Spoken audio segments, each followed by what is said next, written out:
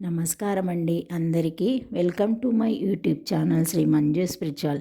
మనము ప్రతి ఆదివారము నవగ్రహ పురాణంలోని 9 గ్రహాలైన మొదటి గ్రహము సూర్యగ్రహ జననం గురించి తెలుసుకుందామండి.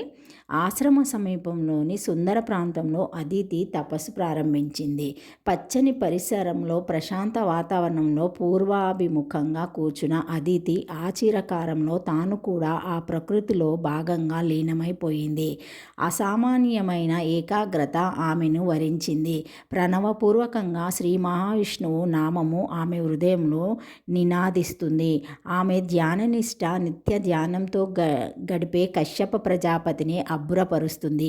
ఆనాటి కాలంలోనే శ్రీ మహావిష్ణువు ఆమె ముందు సాక్షాత్కరించాడు.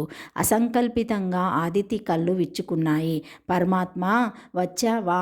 అదితి ఆనంద బాష్పాలు రాలుస్తూ చేతులు జోడించింది. నీ ధ్యాన తరంగాలు ఏకోన్ముఖంగా నా హృదయాన్ని తాకాయి, నన్ను నీ ముందుకు రప్పించాయి. విష్ణువు మందహాసం చేస్తూ అన్నాడు, ఏం కావాలో కోరుకో.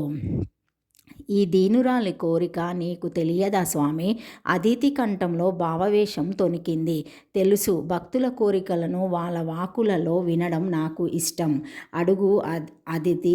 శ్రీ మహావిష్ణువు కంఠము ఆ ప్రశాంత వాతావరణానికి గిలిగింతలు పెట్టింది.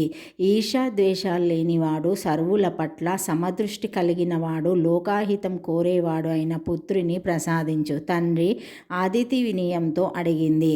విష్ణువు మొహం మీద దారహాసం మెరిసింది. ఆదితి, నువ్వు కోరిన వరము ప్రశంసించదగింది. ఒకసారి నీ ఎదురుగా ఆకాశంలోకి చూడు. అదితి ఐశ్వర్యపోతూ ఆప్రయత్నంగా కళ్ళెత్తి ఆకాశంలోకి చూసింది. ఎవరు కనిపిస్తున్నారు నింగిలో? విష్ణువు ప్రశ్న ఆమెను హెచ్చరించింది.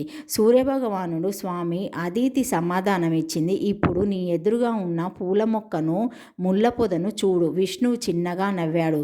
ఆదితి అసంకల్పితంగా చూసింది. పూల మొక్క, ముళ్ళ పొద రెండు సూర్యకాంతిలో మెరుస్తున్నాయి. ఆ రెండు మొక్కల మీద సూర్యరశ్మి సమానంగా పడుతుంది కదా? విష్ణువు కంఠస్వరంలో తేనెలు కురుస్తున్నాయి. అవును. ఆదితి మంత్రముగ్ధల అంది. సకల ప్రాణుల పట్ల, సకల చరచర ప్రపంచం పట్ల సమదృష్టి కలిగిన వాడు, సర్వలోకహితం కోరేవాడు ఆ సూర్యుడు. ఆ సూర్యుడే నీ పుత్రుడిగా జన్మిస్తాడు. స్వామి. ఆదితి కంఠం వణికింది. ఆనంద బాష్పాలు ఆమె కళ్ళ ముందు మంచు తెరను పట్టుతున్నాయి. ఆ సూర్యుడు ఎక్కడున్నాడో తెలుసా? విష్ణువు నవ్వుతూ అన్నాడు. ఊర్ధ్వలోకంలో జ్యోతిర్మండంలో నీకు కనిపిస్తున్న గోళాకారంలో ఉన్నాడు. సూక్ష్మాతి సూక్ష్మమైన రూపంలో ఇదిగో నా కుడి కంటిలో ఉన్నాడు. ఆదిత్య శరీరంలో ఏదో గగ్గురుపాటు. చర్మసక్షులకు కనిపించని మహా సూక్ష్మ రూపంలో నా దక్షిణ నేత్రంలోని కంటికి కనిపిస్తూ తదేకంగా చూడలేని తీక్షణ గోళాకారంలో నింగిలోనూ ఉన్న ఆ వెలుగు వెలపు సాశరీరంగా నీ పుత్రుడుగా జన్మిస్తాడు. స్వామి. స్వామి. నేనెంత ధన్యురాల్ని, ఎంత అదృష్టవంతురాల్ని. ఆదితి వణికే కంఠంతో అంటుంది. అవును ఆదితి, నీవు మహాభాగ్యశాలినివి. సకల జీవులు, ముఖ్యంగా భూలోకంలోని మానవులు ఆరాధించుకోవడానికి అనువుగా జ్యోతిర్మండలాల్లో కాంతిగోళాలుగా ఉన్న నవగ్రహాలు తేజోరూపాలతో శరీరాలతో అవతరించారని నేను సంకల్పించాను. నీ ద్వారా నవగ్రహాల ఆవిర్భావాలకు ఆరంభం జరుగుతుంది. నా అంశ కలిగిన సూర్యుడు నీ గర్భావాసన జన్మిస్తాడు. శ్రీ మహావిష్ణువు గంభీరంగా అన్నాడు. నన్ను అలరించినట్టే ఆ సూర్యుని నీ ధ్యానంతో అలరించు. అఖండ భక్తితో ఆరాధించు. వరం అర్జించు. మాటలు మర్చిపోయిన ఆదితి వినయంగా చేతులు జోడించింది. విష్ణువు అంతరార్థనమయ్యాడు. నువ్వు నిజంగా అదృష్టవంతురాలివి ఆదితి. శ్రీహరి సాక్షాత్కారం గురించి భార్య చెప్పిందంతా విన్న కశ్యపుడు సంతోషంగా అన్నాడు. ఆ పరమపురుషుడు ఆదేశించిన విధంగా రేపే సూర్య ఆరాధన ప్రారంభించు. ఆదితి సోదరిమణులు 12 చుట్టూ చేరి ఆసక్తిగా వింటున్నారు. ఆదితి అక్క అదృష్టమే అదృష్టం. విష్ణుమూర్తిని ప్రత్యక్షం చేసుకుంది. ఇప్పుడు నింగిలోని సూర్యుని నేలకు దించి పుత్రుడిగా పొందబోతుంది.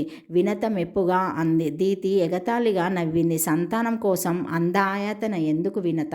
తపస్సు, ధ్యానం అనే శ్రమ అవసరం లేకుండానే సంతానాన్ని ఇచ్చే పతిదేవుడు కళ్ళ ముందే ఉంటే ఎక్కడో ఉన్న ఆ దేవుళ్ళెందుకు? దాను సింహకి కళ్ళ పగలబడి నవ్వారు. కశ్యపుడు దీతి వైపు మందలింపగా చూశాడు. నీది అజ్ఞానము అదేవిత కలిసిన ఆలోచన దీతి. శ్రీ మహావిష్ణువు ఎవరనుకున్నావు? నీ తండ్రి దక్ష ప్రజాపతికి నా తండ్రి మరచి మహర్షికి జన్మించిన ఆ సృష్టికర్తకే తండ్రి. ఆయనే సూర్యుడు. అలాంటి దైవస్వరూపుడైన సూర్యభగవానుడు ఆరాధను అపహాస్యం చేయడం అపచారం. పోనీలెండి చెల్లి దీతి అమాయకురాలు, పాపం దానికి ఏమీ తెలీదు అదితి కల్పించుకుంటూ అంది. ఎందుకు తెలీదు? తెలుసు. ఆ మహావిష్ణువు మన తండ్రులకు తాత, మనకు ముత్తాత. అందుకే కదా మునిమనురాలైన ఈ దీతి కొడుకు హిరణ్యకశిపుని వరాహ రూపంతో వధించాడు. దీతి అక్కసు వెళ్ళగక్కుతూ అక్కడి నుంచి వెళ్ళిపోయింది. వినత, కద్రువ, ముని తప్పించి మిగతా సోదరిమణులందరూ దీతి వెంట వెళ్ళిపోయారు. దీతి మాటలన్నీ మరచిపో అక్క, నీ సూర్యారాధన ప్రారంభించు అంది వినత. ఆదితి ఉపాస దీక్షతో సూర్యారాధన ప్రారంభించింది. విష్ణువుని గురించి తపస్సు చేసిన ప్రదేశంలోనే ఆమె తపోదీక్ష కొనసాగుతుంది.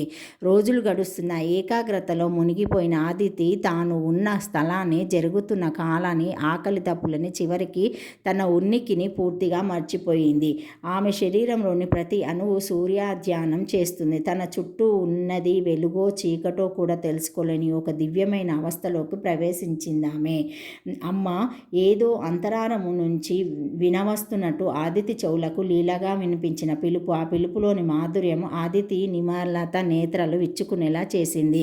ఆదితి హృదయంలో ఏదో అవ్యక్తనందం విరవలు తొక్కింది. కళ్ళు పెద్దవి చేసి చూసింది. ఆమె ఎదురుగా భూమికి అంటకుండా ఒక కాంతిగోళం కనిపించింది.